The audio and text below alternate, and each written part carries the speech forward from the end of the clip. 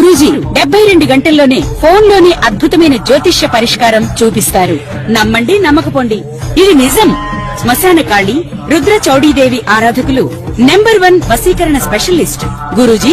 మనిషి పుట్టుక నుండి చనిపోయే వరకు వచ్చే అన్ని క్లిష్టమైన సమస్యలకు పరిష్కారం ఇక్కడ లభిస్తుంది. విద్య, ఉద్యోగం, వ్యవహారం, స్త్రీ ప్రేమ, పెళ్లి, సంతానం, స్త్రీ పురుష వశీకరణం, భూవశం, భార్యాభర్తల కలహాలు, కోర్టు సమస్యలు, విడాకుల సమస్యలు, చేతబడి, అప్పుల బాధ, ఇంకా మీకు ఎలాంటి సమస్యలు ఉన్నా 72 గంటల్లోనే శాశ్వత పరిష్కారం చేయబడి. గురు బ్రహ్మ గురుర్విష్ణు గురుర్దేవో మహేశ్వర గురు సాక్షాత్ పరబ్రహ్మ తస్మై శ్రీ గురువే నమః. జ్యోతిషాభిమానులందరికీ నమస్కారం. శ్రీ పరాభవ నామ సంవత్సరం ఉగాది పండుగ శుభాకాంక్షలతో 2026 మార్చి నెల 19వ తారీఖు గురువారం రోజు మనకు తెలుగు సంవత్సరం ప్రారంభమవుతోంది. ఈ తెలుగు సంవత్సరాలు 60 సంవత్సరాలు మనకున్నాయి. ఈ 60 సంవత్సరాలకి కూడా తెలుగు 60 పేర్లు పెట్టడం జరిగింది. ప్రభవ నుంచి అక్షయ వరకు 60 పేర్లు మనకు ఈ తెలుగు సంవత్సరాలకు ఉన్నాయి. ఈ 2026 మార్చి 19వ తారీఖు గురువారం రోజు వస్తున్నటువంటి ఈ తెలుగు సంవత్సరానికి, ఈ ఉగాది పండుగకు శ్రీ పరాభవ నామ సంవత్సరం అని పేరు పెట్టడం జరిగింది. ఈ 60 సంవత్సరాలలో ఈ పరాభవ నామ సంవత్సరం 40వ సంఖ్య. ఇప్పుడు గతంలో శ్రీ విశ్వావసు నామ సంవత్సరం అయిపోయింది కదా గత ఏడాది, దాని సంఖ్య 39. ఇక 2027 ఏప్రిల్ నెల 6వ తారీఖున మరొక ఉగాది పండుగ రాబోతుంది. దీని తర్వాత పరాభవ నామ సంవత్సరం తర్వాత ఆ ఉగాది పండుగ, ఆ సంవత్సరం పేరు శ్రీ ప్లవంగ నామ సంవత్సరం. అది 41వ సంవత్సరం. ఇప్పుడు వస్తున్నటువంటి ఈ మార్చి 19వ తారీఖు వస్తున్నటువంటి ఈ ఉగాది పండుగ, ఈ తెలుగు సంవత్సరం పేరు శ్రీ పరాభవ నామ సంవత్సరం. ఈ పరాభవ నామ సంవత్సరం అన్న పదానికి అర్థం ఏంటంటే పెద్ద ఓటమి, పెద్ద అపజయము అని అర్థం. ఎవరికి అపజయము? ఇద్దరు శత్రువులు ఉన్నారనుకోండి, అందులో ఒకరు ఓటమిని పాలవుతారు. అయితే ఈ సంవత్సరము అందరూ ఓటమి పాలయ్యేటువంటి అవకాశం ఉంటుంది. రాజకీయ నాయకులు కానీ, రాజకీయ పార్టీలు కానీ, వ్యాపారవేత్తలు కానీ, మనుష్యులు కానీ, ఎవరైనా సరే ఓటమి పాలు, పరాజయం, అపజయాలు ఎక్కువ అవుతూ ఉంటాయి. ఓటమి రుచి చూడాల్సి ఉంటుంది ఈ సంవత్సరము అని దీనికి అర్థం. అయితే మన పెద్దవాళ్ళు కేవలం అటువంటి సాధారణమైనటువంటి అర్థంతో ఈ పరాభవ నామ సంవత్సరాన్ని ఆ పేరు పెట్టలేదు. మనలో ఉన్నటువంటి అంతఃశత్రువులు ఏవైతే ఉన్నాయో, కామ, క్రోధ, మోహ, మద, లోభ, మదమాశ్చర్యాలు అనేటువంటివి ఏవైతే ఉన్నాయో, ఈ 6 అరిషడ్ వర్గాలను, ఈ అంతఃశత్రువులైనటువంటి ఈ కామము, మోహము, మదము, అసూయ, క్రోధము, ద్వేషము, ఇవి ఏవైతే ఉన్నాయో వీటిని ఓడించాలి. వాటికి ఓటమి పాలు. అంటే మనిషి నిగర్విగా, నిజాయితీగా, మంచి మనిషిగా ఎదగాలి. ఈ చెడు ఓటమి పాలు కావాలి. ఈ చెడు లక్షణాలను మనం ఓడించాలి అన్నటువంటి ఒక సదుద్దేశంతో, ఒక పరమార్థాన్ని ఈ పండగ పేరుగా, ఈ సంవత్సరం పేరుగా మన పెద్దలు చెప్పడం జరిగింది. ఈ సంవత్సరం మనకు నవగ్రహాలలో దేవగురువు అయినటువంటి బృహస్పతి గురువు జూన్ నెల 2వ తారీఖు వరకు మిథున రాశిలో ఉండి, జూన్ నెల 2వ తారీఖున ఉదయం పూట 6 గంటలకంతా ఆయన కర్కాటక రాశిలోనికి ప్రవేశిస్తాడు. సో గురువు మిథున రాశి నుంచి కర్కాటక రాశిలోనికి ప్రవేశిస్తాడు. ఆ తర్వాత ఆయన కర్కాటక రాశిలోనే ఈ రాబోయే తెలుగు సంవత్సరం 2027 ఏప్రిల్ 6 వరకు ఆయన కర్కాటక రాశిలో సంచరిస్తాడు. నవంబరు, డిసెంబర్ మాసాల్లో ఆయన ముందుకు వెళ్ళి మళ్ళీ తిరిగి కర్కాటక రాశిలోనికి వస్తాడు. ఒక 2 నెలల కాలంలో ఇలాంటి చిన్న మార్పు జరుగుతుంది. అంతకుమించి గురువు జూన్ వరకు మిథున రాశిలో, జూన్ 2 తర్వాత కర్కాటక రాశిలోనే ప్రధానంగా ఆయన సంచారం ఉంటుంది. అలాగే శని భగవానుడు ఈ మకర కుంభరాశులకు అధిపతి అయినటువంటి శని భగవానుడు కర్మకారకుడు మీనరాశిలోనే ఈ సంవత్సరం అంతా ఉంటాడు. 2027 జూన్ వరకు ఆయన మీనరాశిలోనే సంచారం కొనసాగుతుంది.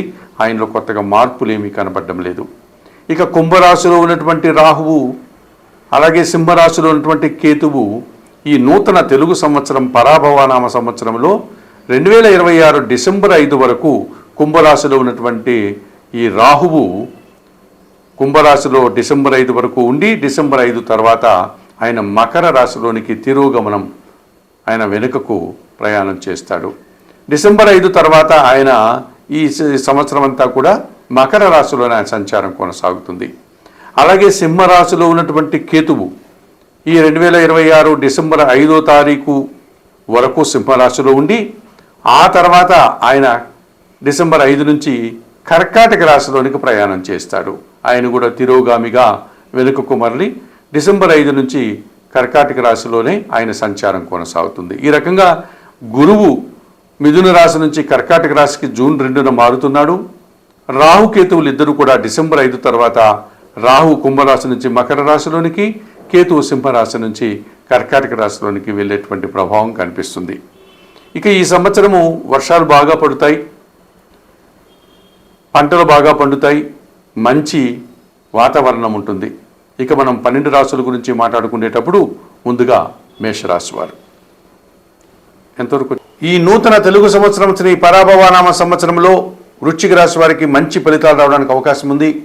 మనం వృశ్చిక రాశి గురించి మాట్లాడుకునేటప్పుడు విశాఖ నక్షత్రం 4వ పాదం వారు, అనురాధ నక్షత్రం 1, 2, 3, 4 పాదాల వారు, జ్యేష్ఠ నక్షత్రం 1, 2, 3, 4 పాదాల వారు, ఈ 9 నక్షత్ర పాదాల వారిని వృశ్చిక రాశి వారు అని పిలుస్తాం.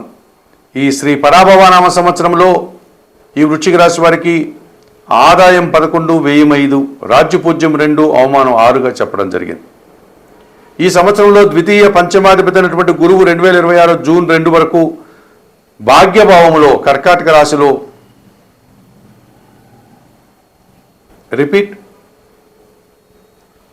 ద్వితీయ పంచమాధిపతి అయినటువంటి ఈ గురువు ఈ 2026 మార్చి 19న వస్తున్న పరాభవన సంవత్సరంలో జూన్ 2వ తారీఖు వరకు కూడా అష్టమంలో సంచరిస్తున్నాడు. ఈ కారణం చేత వీరికి కొన్ని ఇబ్బందులు వచ్చేటువంటి పరిస్థితి కనిపిస్తుంది. వీరి మాటల వల్ల అపార్థాలు, ఆత్మీయులతో మనస్పర్ధలు, విద్యార్థులకు ప్రతికూల ఫలితాలు వస్తాయి. అదే గురువు జూన్ 2 తర్వాత భాగ్యంలోనికి రావడం వల్ల మరింతగా మంచి ఫలితాలను పొందగలుగుతారు. మీ మాటకు విలువ పెరుగుతుంది, కుటుంబ సౌఖ్యాన్ని అందుకుంటారు, మీ ఆలోచనలు కలిసి వస్తుంది, విద్యార్థులు మంచి ఫలితాలు అందుకుంటారు, ఉద్యోగంలో కూడా పదోన్నతులు వస్తాయి. ఇక తృతీయ చతుర్థాధిపతి అయినటువంటి శని భగవానుడు ఈ సంవత్సరం అంతా పంచమంలో మీనరాశిలో సంచరిస్తున్నాడు. మీ ఆలోచనలు కలిసి రాదు, పనివారి సహకార లోపం కనిపిస్తుంది, జన సహకార లోపం కనిపిస్తుంది, వృత్తి ఉద్యోగ వ్యాపారంలో పనిభారం పెరుగుతుంది. 2026 డిసెంబర్ 5 నుంచి రాహువు తృతీయ భావంలో మకర రాశిలోనికి రావడం వల్ల జన సహకారం బాగుంటుంది, విదేశీ వ్యవహారాలు బాగుంటాయి, నూతన ఉద్యోగాలు, నూతన వ్యాపారాలు రావడానికి అనుకూలంగా కనిపిస్తుంది. అయితే డిసెంబర్ 5 వరకు కూడా చతుర్థంలో రాహు సంచారం మీకు కాస్త విందు వినోదాల్లో పాల్గొన్నప్పుడు అనారోగ్య సమస్యల్ని, దుబారా ఖర్చుల్ని ఇచ్చేటువంటి వాతావరణం ఉంది. ఇక కేతువు డిసెంబర్ 5 వరకు దశమ భావంలో మంచి ఫలితాలను ఇస్తారు. వృత్తి ఉద్యోగ వ్యాపారంలో నిరాడంబరంగా పనిచేసి మంచి ఫలితాలను, లాభాలను అందుకుంటారు. అయితే డిసెంబర్ 5 తర్వాత ఆయన భాగ్యంలోనికి వెళ్ళడం వల్ల కొన్ని విషయాల్లో నిరాశ, అశాంతి మిమ్మల్ని ఇబ్బంది పెడుతుంది. ఇక జన్మరాశ్యాధిపతి, షష్టాధిపతి అయినటువంటి కుజుడు ఈ సంవత్సరంలో వీరికి మంచి ఫలితాలను అందించేటువంటి వాతావరణం ఉంది. కుజుడు అనుకూలంగా 6 నెలల పాటు ఈ సంవత్సరంలో సంచారం కొనసాగుతుంది. నూతన వాహనం కానీ, నూతన భూములు కానీ, కుటుంబంకు సంబంధించినటువంటి గృహ నిర్మాణం కానీ చేపడతారు. వృత్తి ఉద్యోగ వ్యాపారంలో అభివృద్ధిని సాధిస్తారు. ఇక ఈ వృశ్చిక రాశి వారికి దశమాధిపతి అయినటువంటి సూర్య భగవానుడు ఈ సంవత్సరంలో చాలా అనుకూలంగా సంచరిస్తున్నాడు. అధికారుల అండదండలతో అభివృద్ధిని సాధిస్తారు. వృత్తి ఉద్యోగ వ్యాపారాల్లో ఆదాయం అందుకుంటారు. నూతన ఉద్యోగులు కానీ, ఉన్న ఉద్యోగంలో పదోన్నతులు కానీ, రాజకీయ నాయకులకి మరింత అవకాశాలు రావడానికి అనుకూల వాతావరణం కనిపిస్తుంది. మరి ఈ నూతన తెలుగు సంవత్సరం పరాభవనామ సంవత్సరంలో జూన్ వరకు కూడా మీరు దత్తాత్రేయ స్వామివారిని దర్శించండి. అష్టమ కుజదోషం నుంచి బయటపడండి.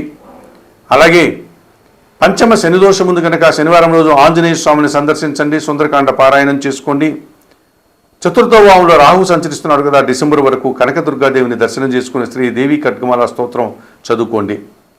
ఇక డిసెంబర్ 5 తర్వాత భాగ్యంలోనికి కేతు వెళ్తున్నాడు కనుక నిత్య గణపతి ఆరాధన మరింతగా మంచి ఫలితాలను మీకు అందిస్తుంది.